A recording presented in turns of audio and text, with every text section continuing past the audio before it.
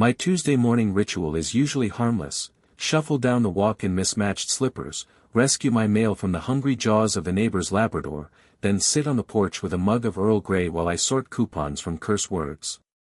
On this particular Tuesday, however, the humble metal box outside Maple Lane number 17 spat out something far nastier than expired pizza flyers. The envelope was thick, cream-colored, and embossed with the gold seal of the Meadowbrook Haven Community Association. A portent of doom, in other words. I tore it open and found a single sheet declaring, in jaunty serif font, a special assessment, immediate remittance required. The amount? $500 per household, payable within 10 days, purportedly to fortify common space aesthetics and ensure the structural future of the pavilion. The pavilion. A lopsided wooden gazebo by the pond where teenagers smoke cloves and local geese conduct loud marital disputes. Last I checked, its only structural issue was an overpopulation of spiderwebs, a problem the geese seemed fully capable of managing for free. I, Calvin Marlowe, technical writer by day, chronic introvert by night, am not known for confrontation. My management strategy for life's irritations tends to involve herbal tea, a long sigh, and, if absolutely necessary, a firmly worded email I never send. But $500 for a splintered birdhouse masquerading as neighborhood prestige? That yanked the last Jenga block from my tower of patience. The notice was signed in looping, aggressively confident cursive by Gloria Whitcomb, President.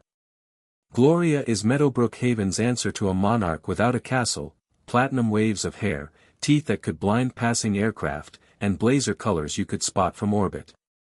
Rumor has it she funds her wardrobe, weekly spray tan sessions, and a Himalayan macaw collection directly from our HOA dues. I crumpled the letter, then smoothed it out, then crumpled it again just to hear the papery protest. This wasn't only about the money, it was the gall of being told, no, ordered, to sponsor a vanity project masquerading as community integrity. For once, tea and sighs would not suffice. I needed leverage. And leverage, I suspected, could be found not in my living room but in the dusty bowels of county bureaucracy. A glimmer of half-remembered family lore surfaced, a great-uncle who purchased farmland long before Meadowbrook sprouted its cookie-cutter cottages. If that rumor held any truth, the land deed might still bear my family's name, possibly including the pond, the walking path, and Gloria's precious pavilion. The idea crackled like electricity through my caffeine-starved brain. A plan, equal parts righteous and mischievous, began to assemble itself. First stop, the Greenwood County Records Office. My supplies. A thermos of strong coffee, a notebook, and the simmering satisfaction of imagining Gloria's face when she learned she tried to invoice the actual landowner. I stepped back inside, swapped slippers for sneakers, and told my housemate Cat, Perseus, to guard the fort. He blinked once, unimpressed. No matter. By evening, I intended to return with paperwork capable of shaking Meadowbrook Haven to its manicured core. The Greenwood County Records Office resembles a film set abandoned since the 1970s, fluorescent tubes flicker overhead, dust motes drift like lazy snow, and the scent of decaying paper hangs thicker than cologne in a discount department store. A clerk named Patricia, who spoke in sighs and seemed personally offended by sunshine, directed me toward microfilm reels labeled Subdivision Conversions, 1920 to 1950. I cranked through spool after spool, eyes watering as property lines flickered past in ghostly negative. Hours vanished. I found plats filed under names I'd only heard at Thanksgiving: Marlowe, Hawthorne, Keating, each sold piecemeal to development firms in the late 80s. My hope wavered, maybe the old family rumor was just that. Then, buried in a 1934 ledger, I struck gold. Parcel 14A Common, 15 acres described as pond, footpaths, gazebo, was deeded from my great-grandfather Silas Marlowe to himself as trustee for progeny in perpetuity. No subsequent conveyance, no quitclaim, nothing. It had never left the family. Patricia peered over the counter at my sudden cackle of victory. "Need a copy?" she asked, though it sounded more like, "Please leave before you scare the microfilm." I ordered certified duplicates, one for me, one for my lawyer friend Ravi Desai, who delights in HOA skirmishes the way some folks enjoy Sudoku. By dusk I was at Ravi's dining table, parchment spread between steaming samosas. He adjusted his glasses, scanned the deed, and grinned. "Gloria's standing on your grass," he said. "And charging you rent for it." We plotted. Step 1, file an affidavit of ownership with the county recorder first thing Friday. Step 2, draft a cease and desist letter to the HOA, suspending all assessments pending proof of legitimate land title. Step 3, Ravi's favorite, prepare a motion to dissolve the association if they ignored steps 1 and 2. But I hungered for something less procedural, more theatrical. "I want everyone in Meadowbrook to learn the news at once," I said. "Preferably while Gloria's mid-speech about ornamental shrubbery." Ravi tapped the table. "That would be the quarterly budget meeting next Wednesday." "Perfect."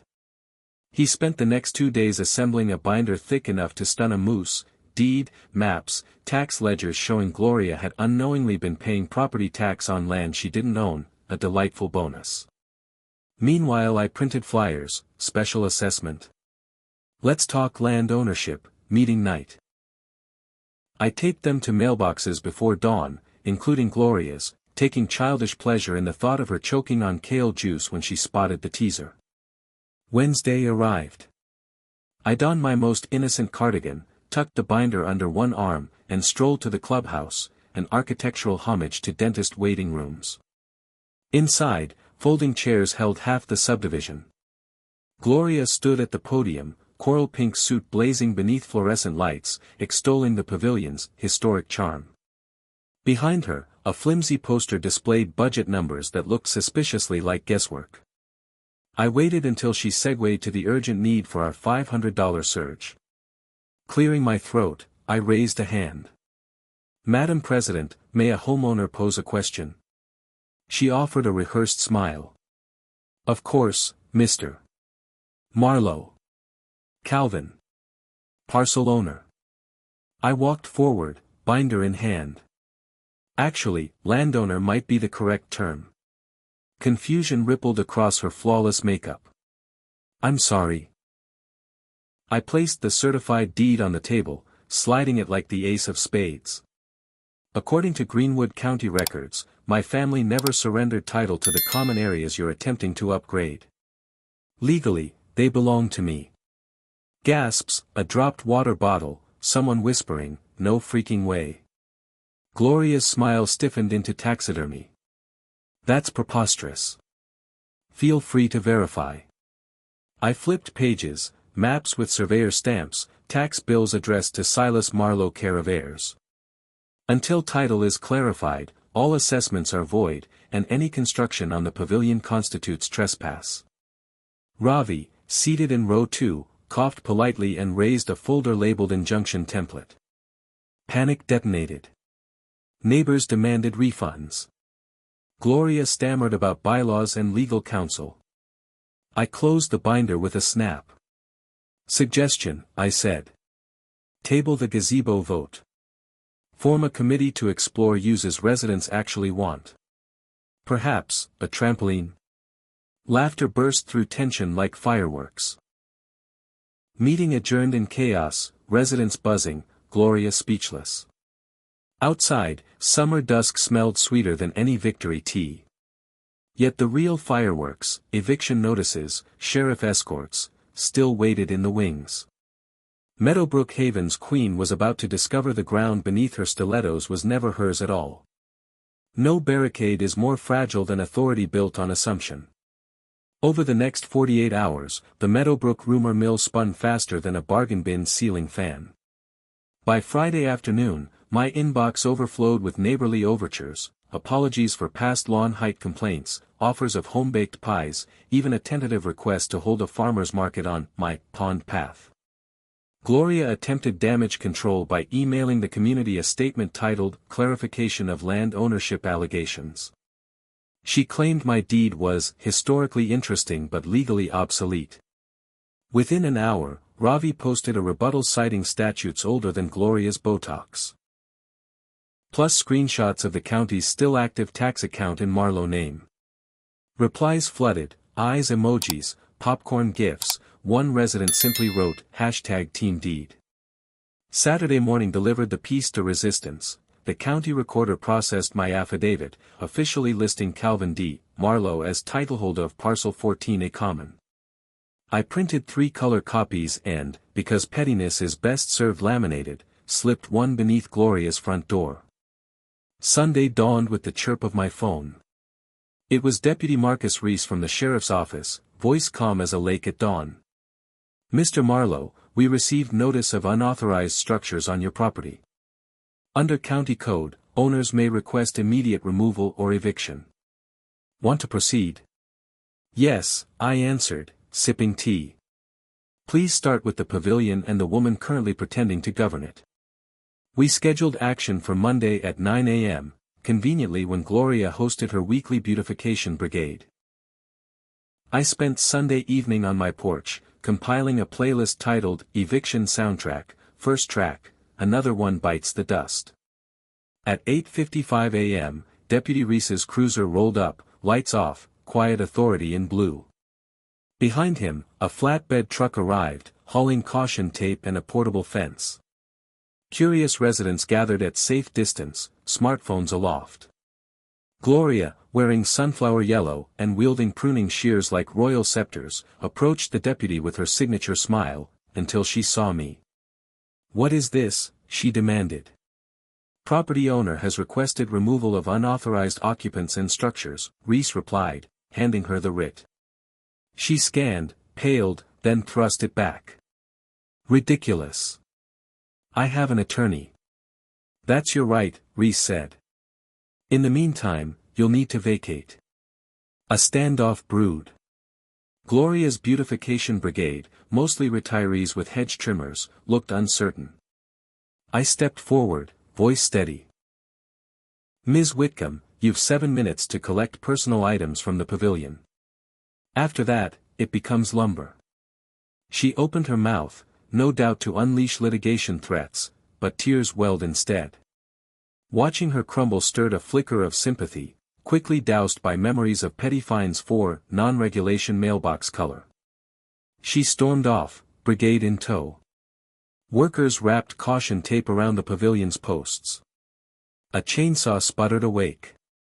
Gloria's shriek echoed across the pond, "This is vandalism." A neighbor whispered, "More like overdue pruning." Laughter rippled. By 10 o'clock the pavilion lay dismembered on the flatbed. In its footprint, I hammered a temporary sign, "Future site of Meadowbrook Spring-Free Trampoline, grand opening soon." Kids cheered, adults applauded. Gloria retreated to her house, shutters slamming like final gongs. That evening, an emergency HOA email announced her resignation, for personal reflection. I poured a celebratory whiskey, added the update to my playlist notes, and drafted an invitation, community potluck and bounce house brainstorm, Wednesday, 6 p.m., on the lawn formerly known as Pavilion Lot. Dress code, casual, shoes optional. Power vacuums don't stay empty. By Tuesday, residents circulated petitions to dissolve the HOA entirely.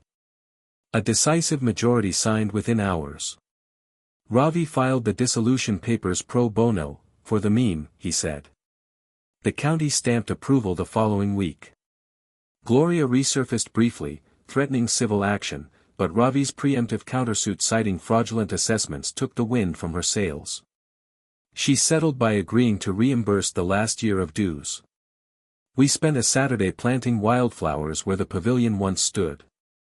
Kids bounced on the newly installed trampoline, squealing each time they glimpsed the pond midair.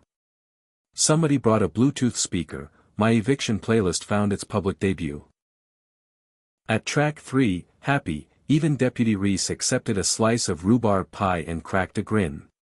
Looking across the green, I realized Meadowbrook Haven had finally earned both words in its name, not through ornamental gingerbread trim, but through collective relief. And the best part? We hadn't seen the last of the transformation. A vegetable garden, free library kiosk, and moonlight cinema nights were already on the agenda. Gloria's sunflower blazer never reappeared. Rumor placed her at the Garden Mart 3 towns over, directing shopping cart traffic with the same zeal once reserved for lawn height infractions. The irony tasted sweeter than pie. My cat Perseus still doesn't care. But every evening, he sits by the window watching children bounce against the sunset, and even he seems to approve. With the HOA dissolved, our neighborhood found itself deliciously rule-less, yet in need of new structure of the voluntary, non-tyrannical kind. We held an open-air assembly on what residents now dubbed the Meadowgreen Commons, formerly, Parcel 14A Common, but that felt too lawsuit-adjacent for daily use. First agenda item, landscaping philosophy. Mrs. Layla Cordray, once fined for overly whimsical gnomes, proposed letting lawns diversify into eco-friendly clover. The motion passed unanimously, except for Mr. Stanley, who feared bees. We compromised by planting wildflowers around his mailbox, bribing him with honey produced by a local beekeeper newly invited to set hives near the pond. Second item, use of my ownership leverage. Several neighbors insisted I sign the property over to a cooperative trust to prevent any future Calvin tyranny. I agreed in principle, drafting a covenant granting perpetual public use, provided no one ever attempted to reinstate mandatory shrub height audits. Cheers erupted. Ravi notarized documents on a folding table beside the lemonade stand. Third item, memorializing the saga. Suggestions ranged from commissioning a mural of the demolished pavilion to erecting a bronze bust of Perseus, the indifferent cat who guarded our freedom. We settled on a mosaic path depicting the word bounce in colorful tiles, winding from the street to the trampoline, symbolic, inexpensive, cat neutral. As weeks rolled into early autumn, Meadowgreen Commons bloomed, literally. Sunflowers towered where the gazebo once cast its square shadow, tomato vines curled along repurposed fence posts. Children organized impromptu soccer games, their laughter drowning the drone of traffic on distant Route 42. One afternoon while trimming basil, I noticed Gloria's old acolyte Janet Pruitt hovering at the curb. She approached, eyes downcast, and offered a small box. Inside lay delicate gingerbread trim, salvaged before demolition. "Thought you might want a souvenir," she murmured. I smiled.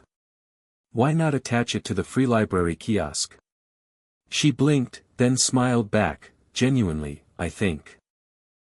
For the first time since the coup, small reconciliations grew like seedlings. There were hiccups, of course. Someone's chicken coop escaped municipal notice and prompted a rooster showdown at dawn. Mr. Stanley launched a petition titled, "Save Our Sleep." We brokered peace by relocating the coop to the far end of the commons and gifting Stanley sound-dampening curtains. Community Problem Solving 1.0.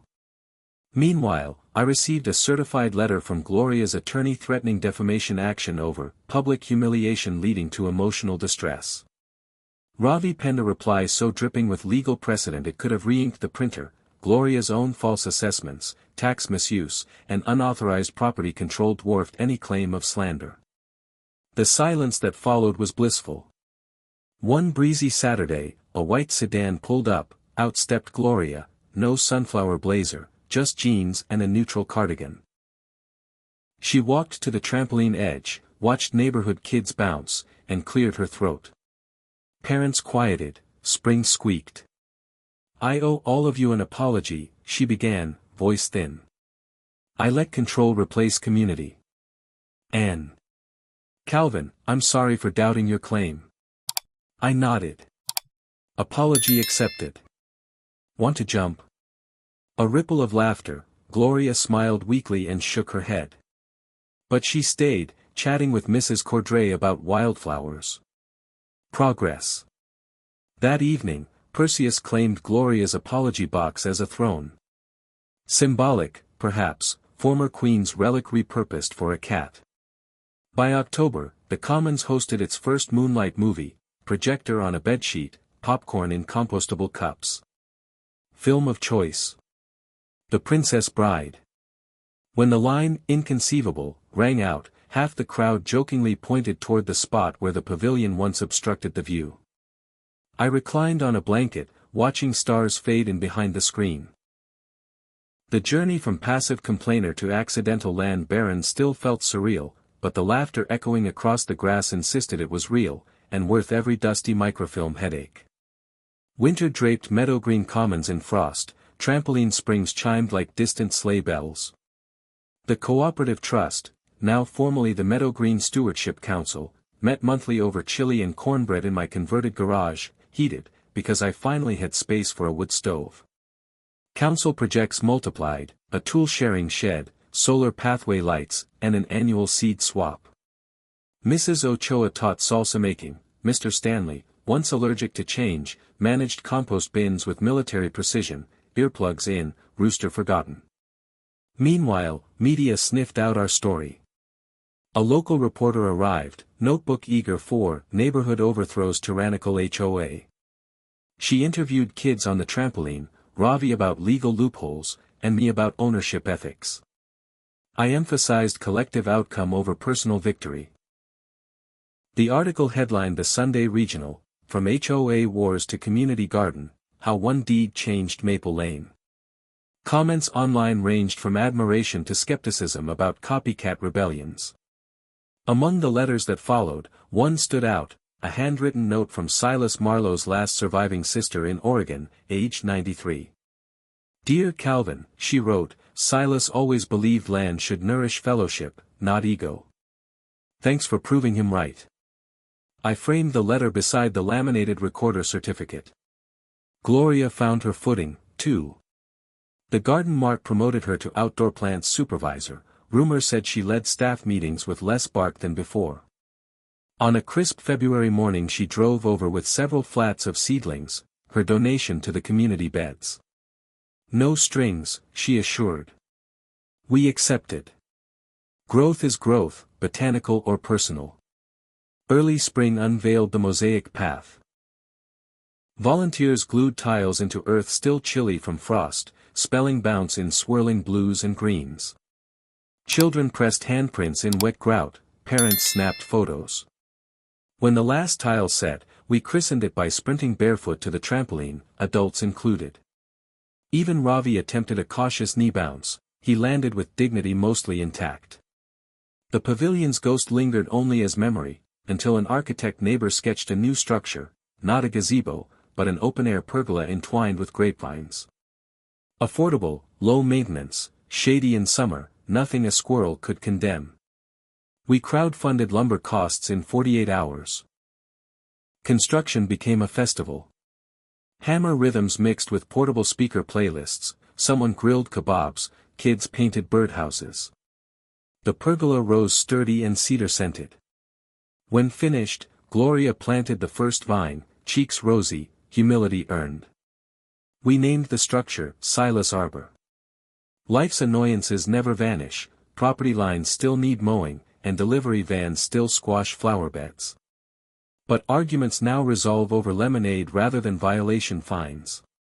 When confusion arises, noise past 10, trampoline etiquette, people talk face to face. Radical, I know. As for me, I return to freelance technical writing, but evenings often find me barefoot on the trampoline, Perseus perched on the safety net like a whiskered overlord. Bouncing under constellations is oddly meditative, problems shrink when gravity takes a coffee break. One starry night, a newcomer named Aisha approached. Is it true you tore down the HOA with a piece of paper? She asked. Not quite, I laughed. Paper started it. Neighbors finished it. She joined the bounce, city shoes abandoned on the grass. Wish my last neighborhood had this. Stick around, I said. We're just getting started. And we are. Plans twinkle like string lights, a tiny amphitheater for poetry slams, rain barrel workshops, perhaps even, Perseus permitting, a modest cat cafe pop-up. Meadows change, so do people, the trick is directing that change toward laughter instead of bylaws. The Stewardship Council's motto, suggested by Mr. Stanley of all people, now hangs on a reclaimed wood sign, grow together, bounce often. Simpler words than any HOA covenant, yet infinitely more durable. So when I think back to the day Gloria tried to bill me for squirrel housing, I no longer feel just vindication. I feel gratitude, for the dusty archive, the eccentric lawyer friend, the neighbors who seized their second chance, even for Gloria herself, unwitting catalyst. Without that misused notice, Meadow Green might still be manicured but mute.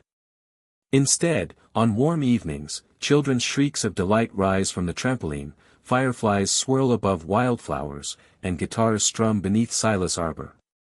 That, I believe, is what harmony actually sounds like. And it cost a lot less than gingerbread trim.